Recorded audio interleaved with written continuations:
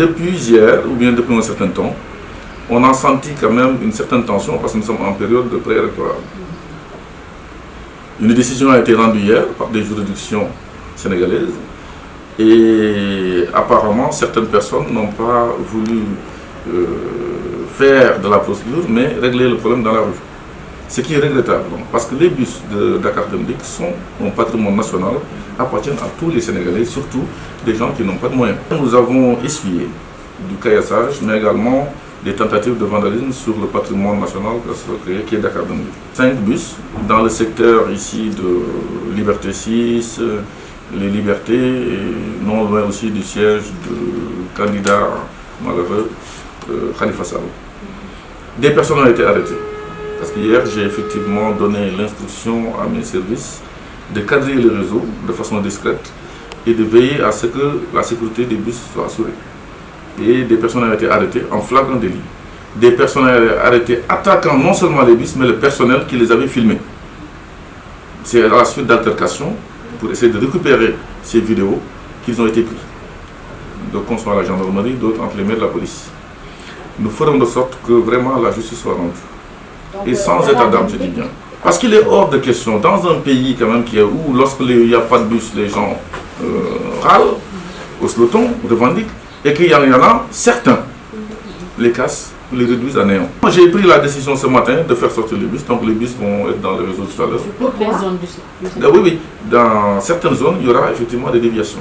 Ça, je pense que c'est une question de voir comment tout ceci va se passer, mais les bus ont commencé déjà à être dans le réseau ce matin. Bon, la mesure a été levée suite à la saisine par le directeur de l'exploitation qui m'a rendu compte plusieurs nuits de ce qui s'est passé parce que la nuit les bus sont plus exposés. D'ailleurs hier en faisant rentrer les bus au dépôt, c'est à ce moment là qu'il y a eu beaucoup de caillassage. Là où il y a problème, que ce soit devant l'université ou ailleurs, nous allons le contourner. Ce que vous croyez, mais je vous dis moi, sans arrière-pensée, c'est un faux débat. C'est un faux débat, je vais vous dire c'est un faux débat. J'ai l'habitude de dire, quand il n'y a pas de bus et que les gens attendent devant les abris, les arrêts de bus pendant 1 heure, 2 heures de temps, ou même n'en voit pas, parce qu'il fut un moment où nous n'avions que 130 bus. Moi, quand je suis arrivé, il y avait 130 bus ici qui sortaient par jour, 119 quelquefois, la moyenne. Ça signifie que les gens attendaient énormément. Le Sénégal, c'est pas la France, c'est pas les États-Unis.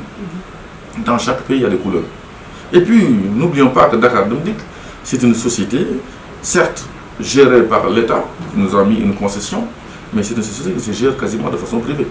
Nous ne demandons pas de faire des bénéfices, on ne demande pas autre chose que d'équilibrer les comptes, mais attention, il y a une autonomie au niveau de Dakar qui fait que nous avons le droit de prendre des décisions autonomes. Les couleurs et les goûts n'existent, voilà, ne se discutent pas. Je suis dans un bureau, vous pouvez prendre les images après. Les murs que vous avez ici sont des murs qui sont en beige. On est d'accord? Les portes sont en marron. Et pourtant, je n'ai touché à aucune couleur quand je suis arrivé ici. C'était le siège du parti Rewmi. Idriss Seck, là où je suis assis, était son bureau. Il n'avait pas de problème avec le marron beige. Donc nous prendrons toutes les mesures pour protéger les bus. Mais si c'est vraiment ça dépasse l'entendement, nous n'hésiterons pas à ramener tous les bus au dépôt et d'arrêter le réseau jusqu'à ce que le calme revienne.